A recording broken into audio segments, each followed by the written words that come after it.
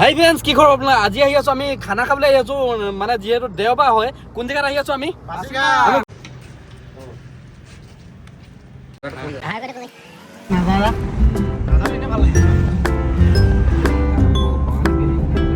আমি যিহেতু আজি গেছ নানিলো খানা খাবলৈ, আৰু যিহেতু আমি খৈও আজি আনিবলৈ পাহৰি থাকিলো। তাৰপৰা আজি এতিয়া আমি ৰাণাঘাটত খৈ কিনিলো। কিমান লৈছে কৈ দিয়ক? পিচ 20 টকা। এই পিচ 20 টকা দেখিছে, 10ডাল আহিছে 200 টকা। দেখিছে চাগে? আমাৰ এইপিনে এখেতে যিহেতু খৈ আনিবলৈ পাহৰি থাকিলে, যিহেতু এজনৰ খৈ অনাৰ দায়িত্ব আছিলে, এতিয়া 200 টকা দি কিনি আনিছে। কেনেকুৱা লাগিছে? ভাল লাগিছে নে? একদম বঢ়িয়া। গাহৰি মাংস আমাৰ 2 কেজি আনিছিলো, আৰু এইপিনে লোকেল চিকেন 1 কেজি, আৰু হাঁহ এটা। ঠিক আছে, এতিয়া মানুহ হ'লো আমি 5টা। এতিয়া আমাৰ এতিয়া ভাগত পৰে নাই, এতিয়া আমি ভাবি আছো তাকে। এজনে এতিয়া চিন্তাত পৰিছে, এইজনে জুই জ্বলাই থকাজনে।